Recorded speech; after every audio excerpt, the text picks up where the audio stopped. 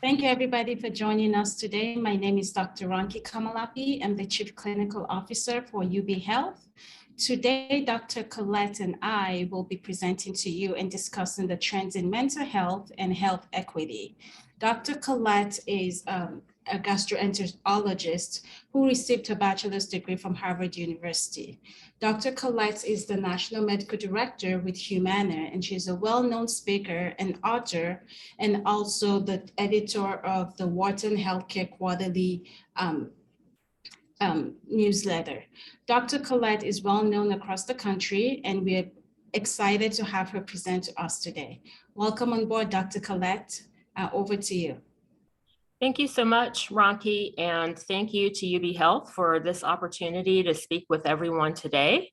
I am going to start by sharing my screen, and we're going to jump right in because there is a lot to cover, and focusing on, let's see here. Focusing on the slides as opposed to me.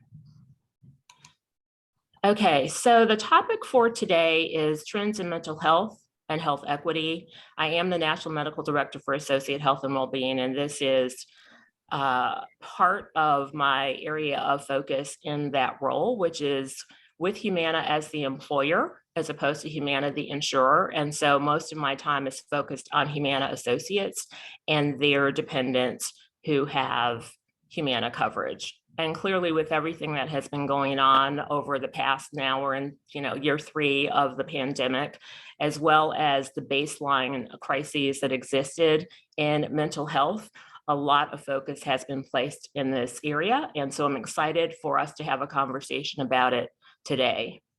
So I do want to take a moment to recognize the obvious and what is going on. I spent time yesterday talking to various people about what has been going on over the past several months. We've got Ukraine, and then over the weekend, we have had Buffalo and then Orange County the very next day. This invitation was extended long before any of that started. And so from my perspective, the topic just becomes that much more pertinent and important. Disclaimer, no endorsements, and this content is informational purposes only. So the agenda, going through a few things, the current landscape, what I'm calling 2 topics, that which cannot be ignored, and then a conversation and Q&A session with Dr. Ronke. So this is how I view the current landscape. I'm not going to go through items 1 through 14. You all can see all of that. But my question right now is, what is your top concern? And if you can just share with us in the chat, you can use the number, and let's just see kind of what is on people's minds today, what is most pressing. And then Dr. Ronke, if you can just let me know, because right now in share mode, I can't see the chat myself. We'll just take a couple of, we'll take 30 seconds for that.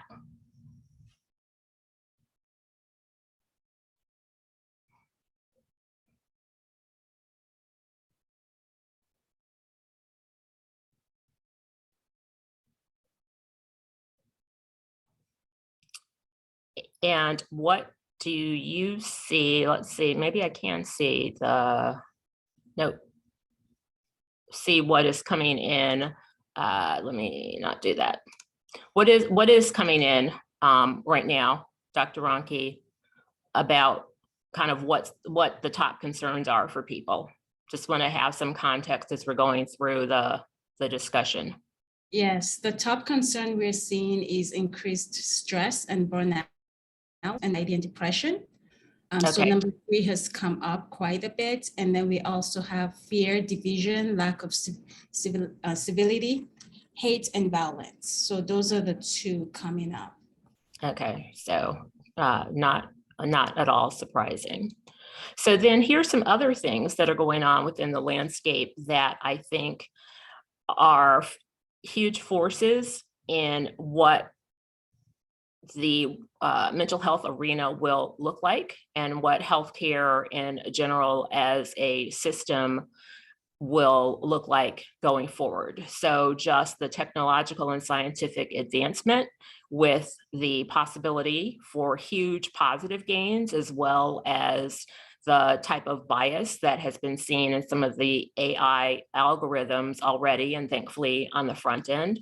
Medical care advances that allow for more care to happen in the home, where people tend to be more comfortable, and when that setting is appropriate, to have faster healing and greater support, more informed consumers, a growing focus on women's health, diversity, inclusion, and equity, and I won't read the rest, but lots going on in healthcare, as is the case, and it seems as each year goes by within the healthcare arena, the degree of change and the rapidity of the change continues to accelerate. And then as it relates to what has happened to all of us during the pandemic and what was beginning to percolate even pre-pandemic in terms of looking at leaders and what skills will be very helpful going forward, and what skills seem to increase the likelihood of a cohesive team that is authentic and can do their best work in terms of creativity and innovation. And some of these skills in the past have been dubbed soft skills, but it has become clear that these soft skills were never soft skills, that these are just skills that make a big difference to the culture, that make a big difference to the health and well-being of team members and the leader and the organization itself. So with the pandemic and everything else that's going on, obviously there is a need to create space for physical and mental health and well-being, and people are looking to leaders to help them create that space and to acknowledge what is going on in their lives. People's lives have been shared certainly with Zoom in a way that was never the case before. And I think that people are just being more authentic in terms of what their needs, wants, concerns, and the nature of their lives is, and what needs to be addressed as part of being in the workforce. So two big topics we're going to cover today: emotional and mental health, and then diversity, inclusion, and equity. So starting with diversity, inclusion, and equity, going to move through pretty quickly on these because I want to leave time for discussion and questions, but just want to make the distinction between equality and equity because there is a big difference. And equality is really not the optimal goal in terms of having a thriving, healthy, productive, happier population. Equality means that everybody gets the same thing. So you can see in the top half of this image, everybody gets the same size bike. So, way too big for the child, not applicable for the person who's in the wheelchair. So everybody's gotten the same thing, but it's not meeting needs at all. The bottom half, demonstrating the concept of equity, is that people get what they need based on their particular situation and the things, external forces, conditions around their physical and mental health, and those two things are inextricably intertwined. What's going on at work, what's going on at home, it becomes a much more personalized scenario in order for each of us to optimize our ability to live well and contribute to society. Just want to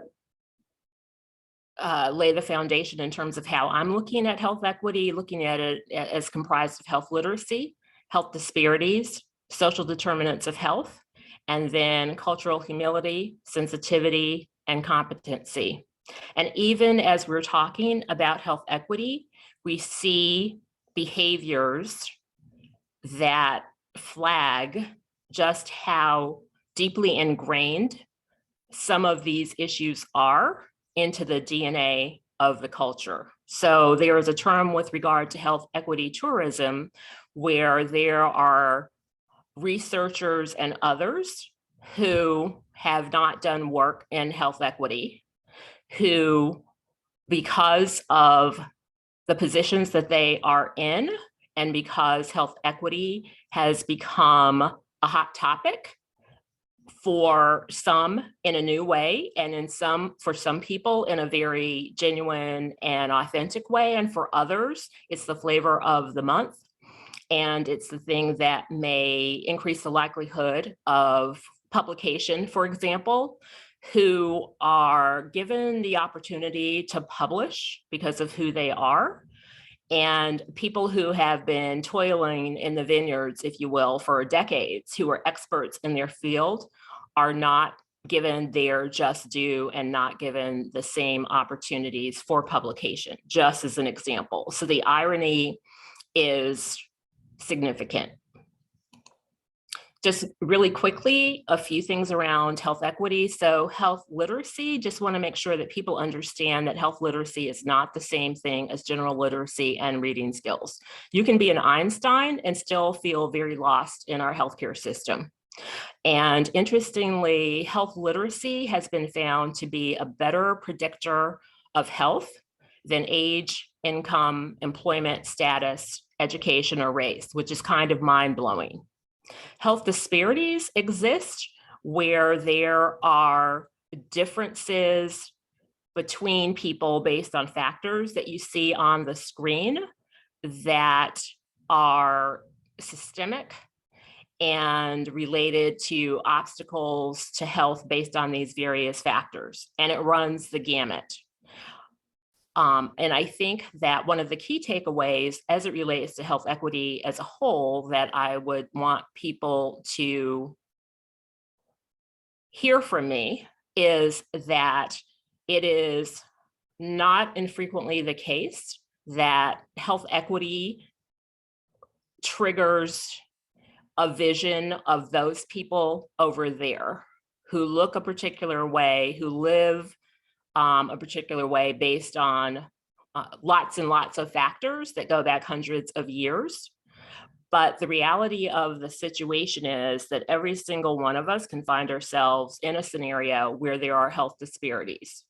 And given the state of the healthcare system, and I think whether you are looking at it being in the system yourself or your work involves interfacing with the system, I think we can, at a minimum, agree that there is room for improvement.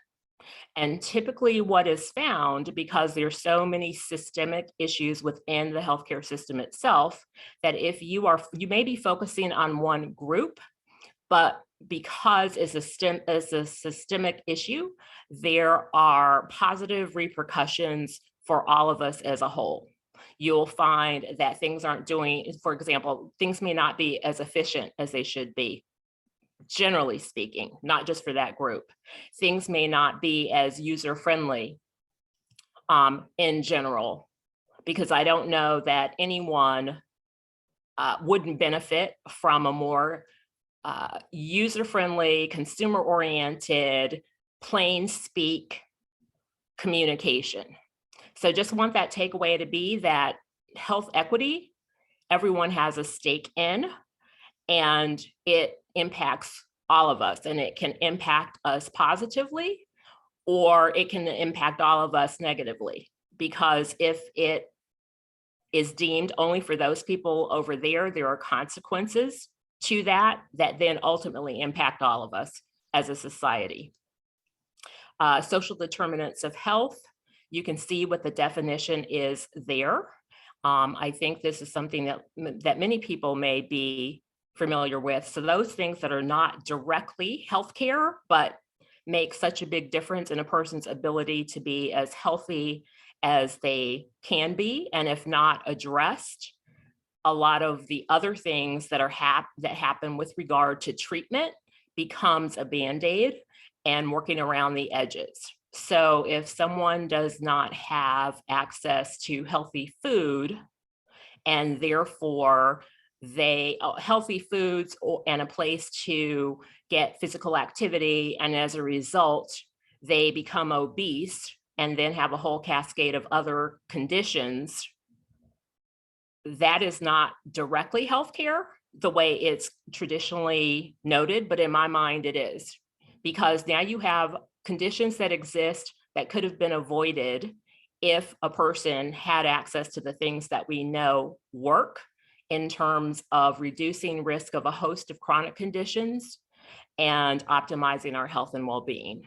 And then with regard to the care that's delivered and having a system in which each person is truly seen, each person is seen as an individual, a person's traditions and culture and beliefs are honored and taken into account in a collaborative way when a treatment plan is drafted or if a decision is made not to move forward. And the literature shows that when patients are in relationship with a provider who is coming from that perspective, you have a stronger, more healing patient-provider relationship. It impacts the ability of the person to follow whatever agreed upon treatment regimen may be in place, and it reduces health disparities, because once again, you are really looking at that person as a person and not just a condition, and you're taking into account that whole person, not just the person who pops into the office or lands in the hospital bed. So just to flag some mental health inequities given our topic today. So you can see back in 2020, and things have certainly not improved, 11% of the US population had symptoms of anxiety, and more than 20% were having some type of mental health problem. And I would say when you look at these statistics, to always take into account that for a variety of reasons, these numbers are probably lower than the reality because of problems in terms of coding and claim submission, and people, you go into the office and you have certain symptoms, but you may also be depressed. Depression may not be coded on the claim by the provider, and therefore that may not be captured, even if that may be, you know, like the root cause trigger for some of the physical symptoms that you have. It's also the case, you know, across the board that there has been a stigma in this country and in many other countries across the globe around emotional and mental health, depending upon lots of different factors. I think one of the positives, if you want to call it a positive, given, you know, the tragedies associated with COVID-19, is that I think we were already on a pathway with regard to reducing the stigma. And given that this has literally been a global phenomenon that has literally impacted everyone in some way from an emotional and mental health perspective, that there will be further and has been further reduction in the stigma. So people may be more forthcoming and willing to share their feelings and their symptoms that would then enable us to more accurately capture prevalence of these issues within the population. You can see on the second bullet a breakout by race and ethnicity. I have flagged reporting because, once again, that's what we know about. It's not what we don't know about. With regard to this cultural humility, sensitivity, and competency, if that does not exist, then you may end up with underdiagnosis or misdiagnosis, and certainly a creation of a lack of trust in the system. For the LGBTQ plus population, it has been noted for quite some time, disproportionately experiencing mental health disorders and issues with suicide ideation as well as actual suicide. And then you may see differences depending upon gender and how certain conditions show up. So certainly not to make blanket statements, but in men, depression may not look like what the stereotypical view of depression is. It may be anger and irritability and aggression. And what's really going on is depression, as opposed to the sadness, the blue mood, the lack of energy that is what you see in the movies that may more commonly manifest in women. So then moving on to mental and emotional health. Here's some stats. I'm not going to walk through all of these. These were stats as of 2021. What you can take away is there is a lot going on in the population in the US in terms of the number of people who are suffering, the gap between those who are suffering and resources that are available, and then within the population, big spikes and greater areas of concern than in other populations. And so to flag it a little bit further, I've broken this out into kind of 6 big buckets. And these are tied significantly to not just the data in that report, but in what has come out and been flagged and dominant in all sorts of research, as well as the media related to COVID-19. So anxiety and depression, and seeing a spike in teens, and that spike being much greater in adults, a spike in suicide rate in teens, and then especially in Black girls, anger and fear, just the general state of the world, substance use and abuse. We were already in the midst of an opioid crisis. And then you add a pandemic, and you add a lot of people at home under stress or in isolation, and people start to self-medicate in all sorts of ways. So you try to put out the fire, the person is on their pathway, and then pandemic hits, boom, the self-medication happens, which is very understandable, and then you find yourself in a vicious cycle. In terms of grief and mourning, global, and it may be the literal loss of life, but it may be also the loss of routine, the loss of life as you knew it, the loss of connection, and something called disenfranchised grief, where people have grief, but they feel they can't really fully express it or even feel it themselves, because what they're grieving about, so let's say it's a loss of routine, they feel like they don't have the right to grieve when someone else has actually lost someone to COVID. And then complicated grief, where people grieve for an extended period of time, and it gets to the point that it's impacting their day-to-day existence and ability to take care of themselves and live their lives. And then loneliness, which was on the radar before the pandemic, which just accelerated and has been likened to the new smoking in terms of having as much impact as smoking 15 cigarettes a day.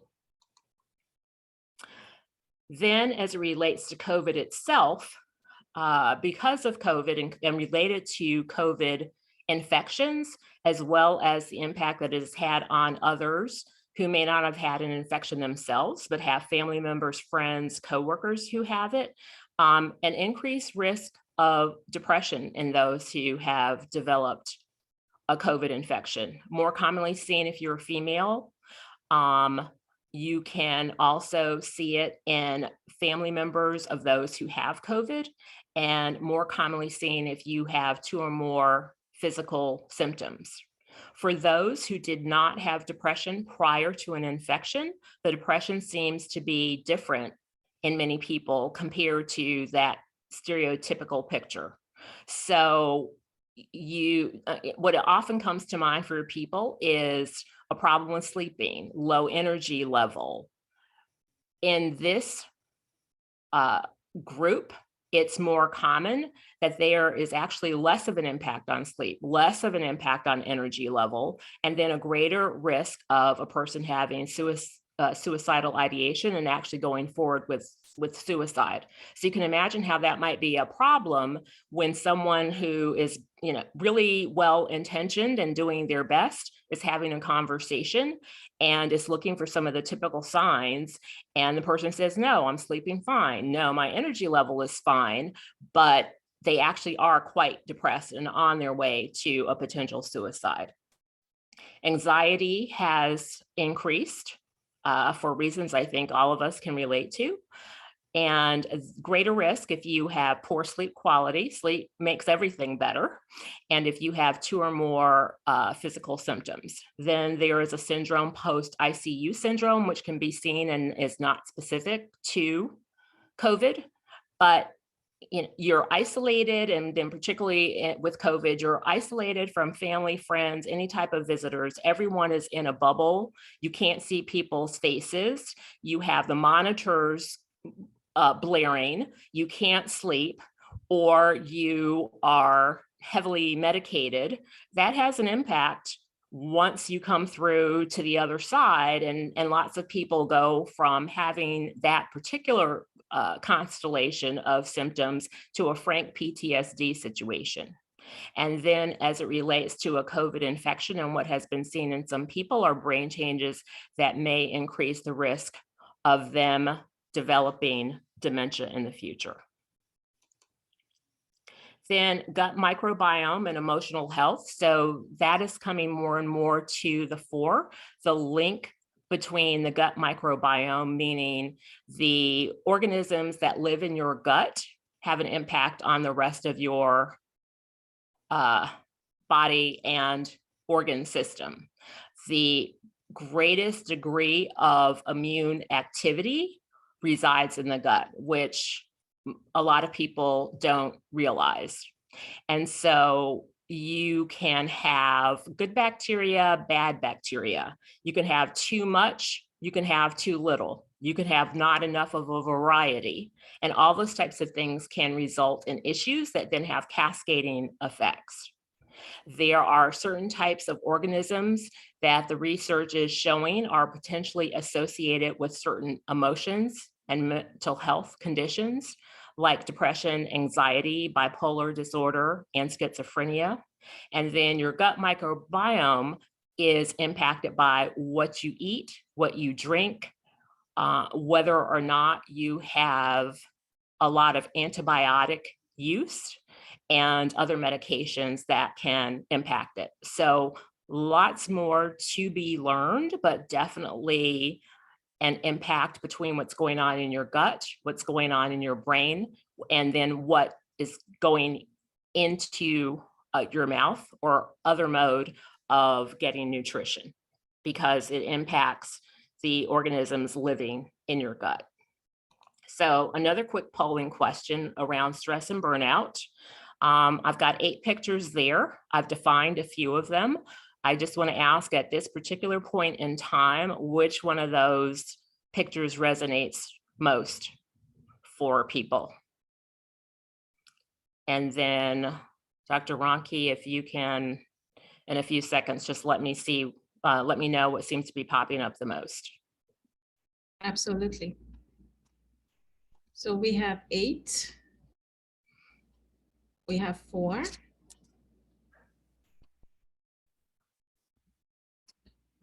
Four seems to be the most popular one. Okay. So it'll be interesting to get tips from the number 8 people to see how they have been able to accomplish calm after the storm, and maybe they have techniques and practices that allows them to remain calm in the midst of chaos. So when we look at something like this, I think it's as important to look at the scenarios that are causing us issues and distress, as well as what are people doing and how are they living their lives that makes them more resilient and have a greater buffer to what goes on day in and day out, month after month, particularly at a time like this. Absolutely. And Dr. Collette, we also have quite a few people now who answered 5. So if you don't mind talking about 5, I think that would really help. Thank you. Oh, sure. So burnout is a step beyond stress. And it's one of those words that sounds like how you feel. So you've gotten to the point where of just kind of total physical and mental exhaustion, a lack of motivation, a feeling of no connection, no purpose, that things are not going to get better. And in some ways, has elements that are common to depression as well. And so you can imagine scenarios of burnout easily with healthcare workers in the midst of COVID, literally, 24/7, 365, not enough people, really sick people. We've heard throughout the pandemic, people saying they have never, ever seen people as sick as they have seen people in ICUs with COVID-19. The disproportionate number of people who are hospitalized and who die, which even for someone like an oncologist who tends to see more death than in other specialties, way, way, way beyond that. So even if you are trained and have built up reserves, because death is a part of life, this has been on a scale that is unimaginable, really, to kind of day in and day out. So you can see how a person would be burned out. You can see how with all the external things that are happening in terms of the disruption, the chaos, the uncertainty, you can see how people who are accustomed to having a connection in the office and then are now made in tight spaces and having to do even more things than they had to do before, reach a point where they just feel, I can't do it anymore, and I don't see the purpose. I don't see enough of the purpose. I may have a glimmer of the purpose, but it's just not enough to sustain me. So I would just give those as a couple of examples. You see burnout in a scenario, in the workplace. Way too many people being expected to do way too much work for the number of people available, or burnout in terms of systems that are actually supposed to make things easier and more efficient, but actually don't. So it kind of runs the gamut. So hoping that addresses the questions and the comment. If not, then Dr. Ronke, if you can just let me know. Yes, it does. Thank you very much. Sure. So when you look at stress and burnout, there is a tool called the Holmes Rahe Stress Inventory. And like I said earlier, I'm not endorsing anything. What I will tell you about this tool and what I like about the tool is that, number one, it recognizes that you can be stressed even when positive things happen in your life. You have a promotion, which most people would think of as a positive, but then you have, okay, so now with that promotion, that may mean I have more responsibilities. That may mean I am now a leader of people. That may mean I have more people that I have to be accountable to. It may trigger senses of a lack of confidence and imposter syndrome. So what I like about it is positive things can happen in your life. That doesn't mean that it's not stressful. The other thing is that it has been found to be predictive. So it's, something quick, easy, really fast to do, and there's a link to it. And it looks at life events. So it's really reality based. It's not some pie in the sky theoretical. It's things that happen to people. And then you count up the number of points that are attributed to each of those, and it gives you kind of a prediction of the likelihood of having a really negative impact on your health in the next 2 years. And then that quote, the time to relax is when you don't have time for it. And I think, definitely very true. Definitely doesn't make it any easier in the moment or in the week or in the month. But when you really feel like you have no time to relax, that's where you're at that tipping point of, moving from stress to burnout. I'm not gonna go into any detail on this slide, but I thought it was important in light of everything that's going on in the world right now to have a slide that has information about PTSD. I think that a lot of people in the past have thought of PTSD as being something you typically see in people who have gone to war, but PTSD expands much, much more. So we've already talked about healthcare workers and what they have seen in terms of how ill people are and people who are dying. You see the mass shootings, and just think about over the weekend in Buffalo and in Orange County, the people who were shot, the people who saw people shot, the people who saw people drop dead before them. Being in a car accident can trigger PTSD. So I just am throwing that out there because I want people to be aware of it and that it is something that can happen to you for a variety of reasons, and to not limit yourself when you're suffering and say, oh, I didn't go to Iraq. I haven't been in war. I can't possibly have PTSD, because you very well might have PTSD. And there are lots of things that are, well documented to help you move forward. Also want to bring up the issue of caregiving. And I love this quote from Rosalind Carter in terms of 4 kinds of people. So I won't read it to you, but I think eventually, particularly if you live long enough, you will find yourself in at least one of those categories, if not more. Another tool that you can use is this caregiver intensity score that's been developed by Archangels. And it looks at kind of real life, realistically based categories and symptoms and characteristics. And it's helpful from the standpoint of, am I in the green zone? Am I in the green zone because I don't have a lot of caregiving responsibilities? Am I in the green zone because I have figured out a system that works for me at this point in time? Am I in the yellow zone? Am I in the red zone? So it enables you to get more insight into yourself.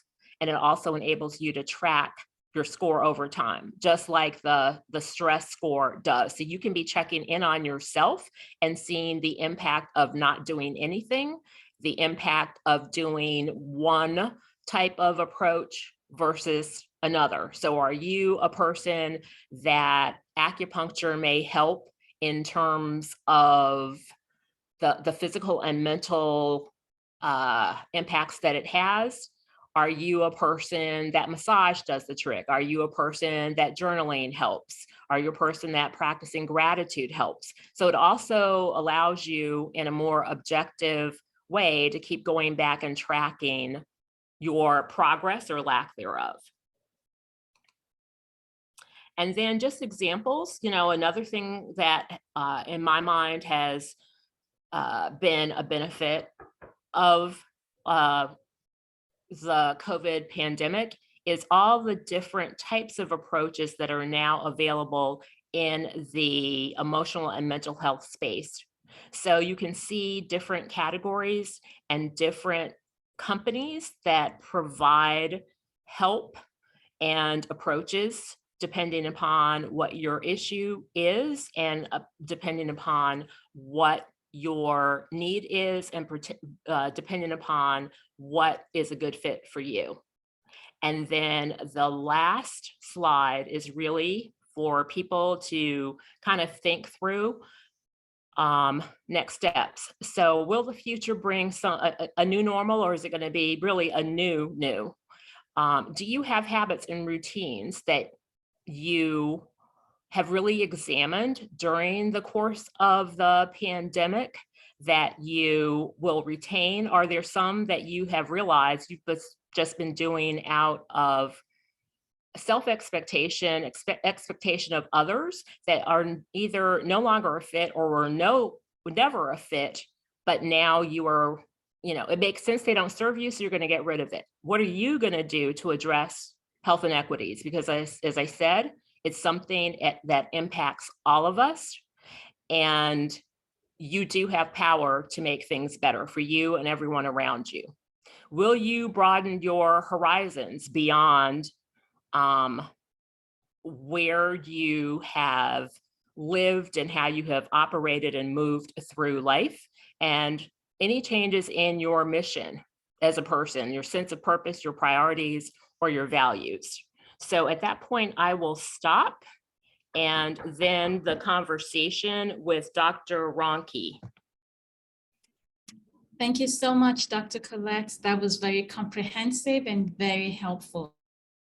I think it got a lot of us thinking and talking, even in the chat, about some of the great points that we can benefit from your presentation to start healing processes on an individual basis. So thank you so much for that presentation. So the first question I have here is, returning to the office is causing anxiety, which is influencing a lot of people's mental health. How can self-care help us rebalance our lives? What steps can we take to ensure emotionally and mentally we are well balanced to return back to the office for those of us who have to go back in person? So I think the first great step is that there's a recognition that you have anxiety, and recognition that it's important to have self-care, because I think that's more than half the battle.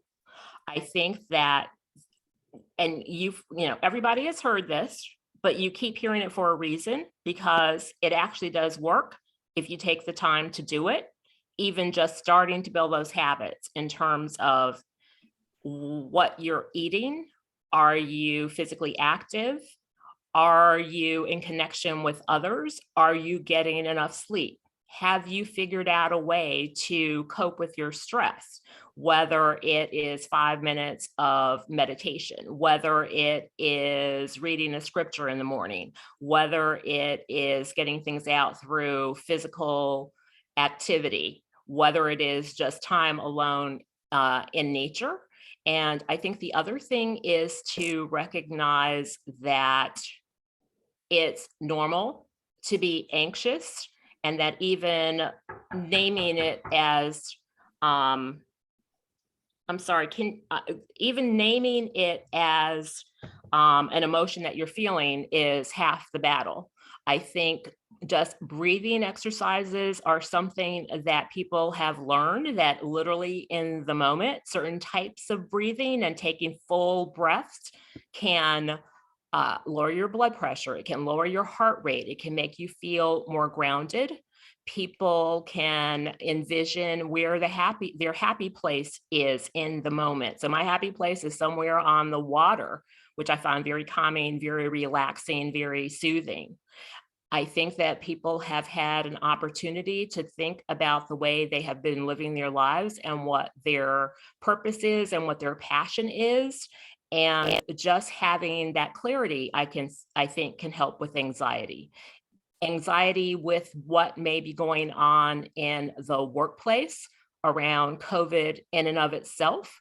I think, if you are feeling unsafe about how the workplace has been set up to protect you, that's a conversation that you've got to have to save both your physical and your emotional health.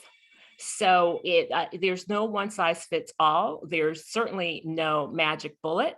And if you feel like your degree of anxiety is high enough that it is very debilitating and you can't make it through your day and you're headed in the direction of panic attacks, then that's the time to not hesitate and reach out for professional help. Because why suffer when there are trained people who can help you through? And if it means that you need to be on medication, or you need to eliminate certain things that you're doing, or if it means that you shouldn't be around certain people, then just be happy if you are lucky enough, because we all know that the behavioral health profession is heavily strained and there are major shortages, but thankfully there are more ways that people can get the support that they need now than before. And so don't hesitate to speak up, don't hesitate to take action, don't hesitate to get help, because not doing so is not going to solve the problem. And getting help is certainly not a sign of weakness. This is not a time to, to buck it up and have a stiff upper lip and, suck it up.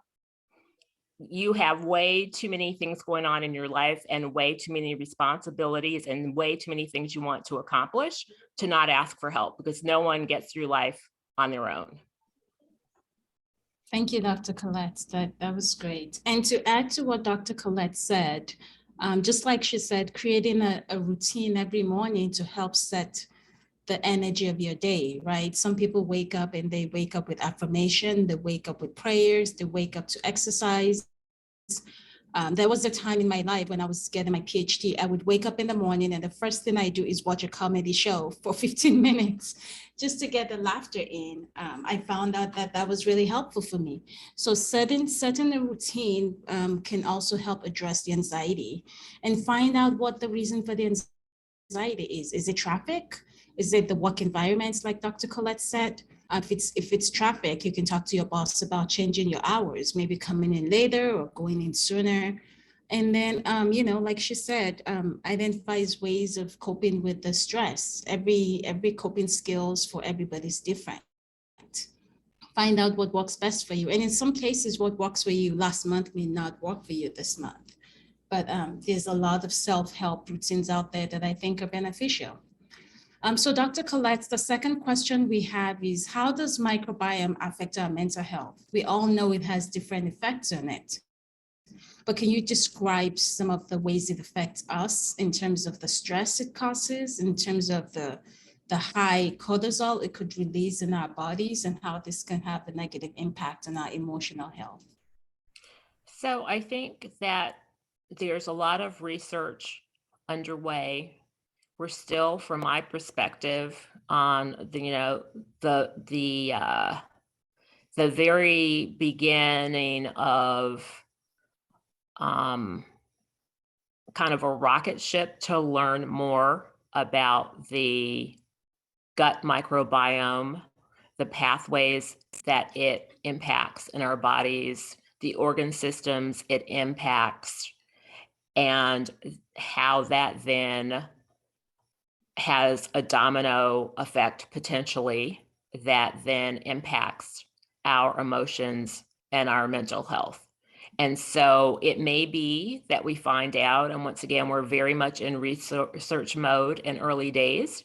There are certain organisms that if you have too much of that, type of organism, that may be associated with certain emotional and mental health conditions, or seen more often in people who are suffering from those conditions. Just like, for example, we have found that for certain populations with colon cancer, they have a higher percentage of a certain type of bacteria in their gut.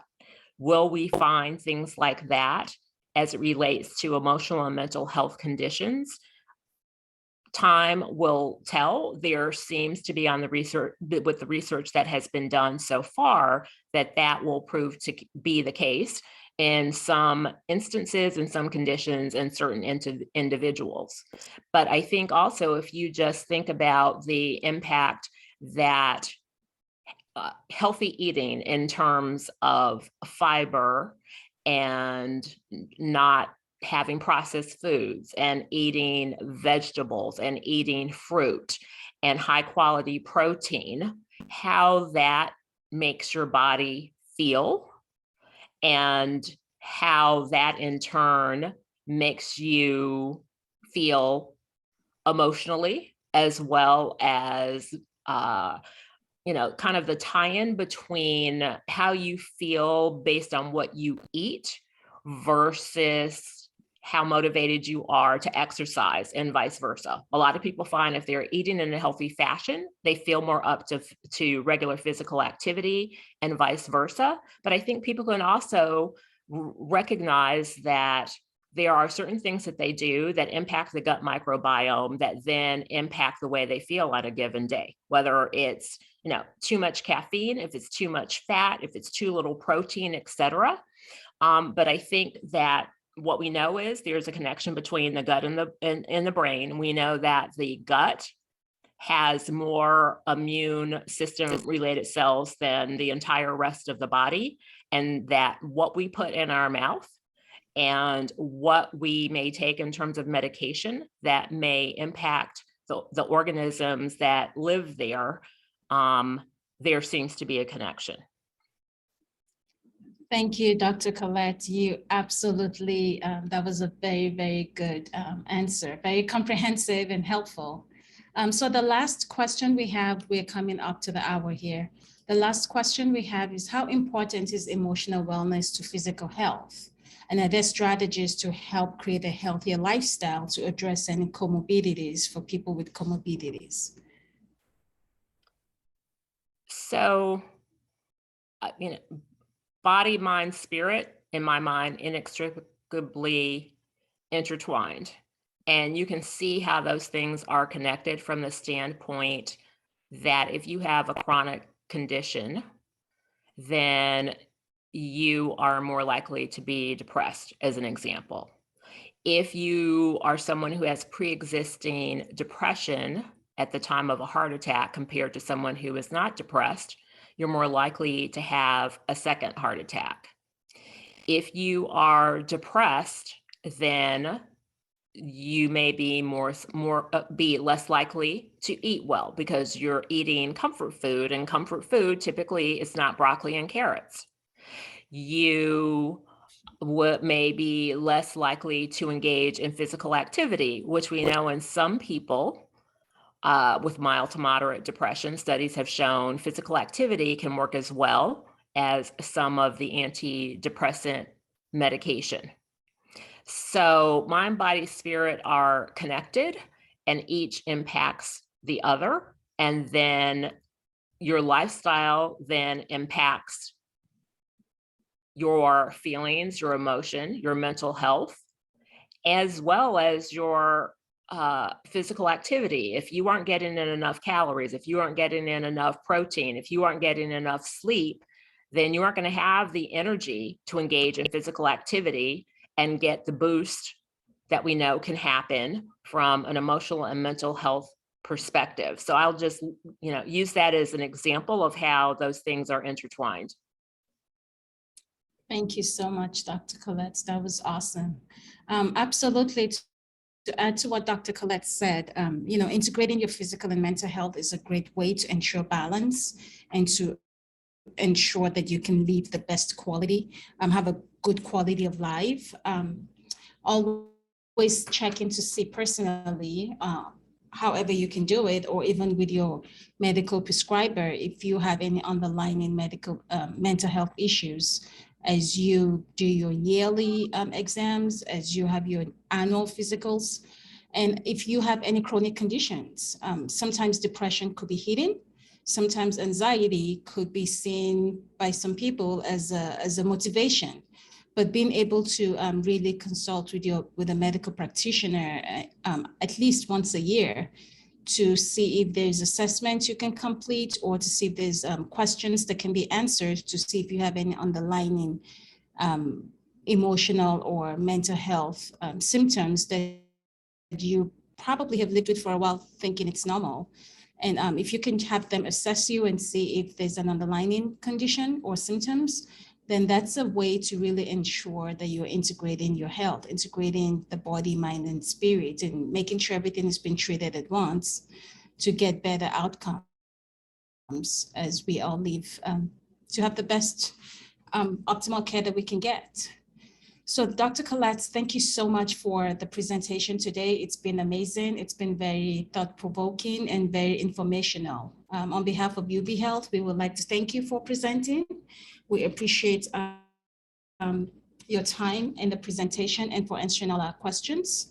And on the note of that, we would like to go ahead and end this presentation today. Thank you very much, everybody, and thank you, Dr. Collette.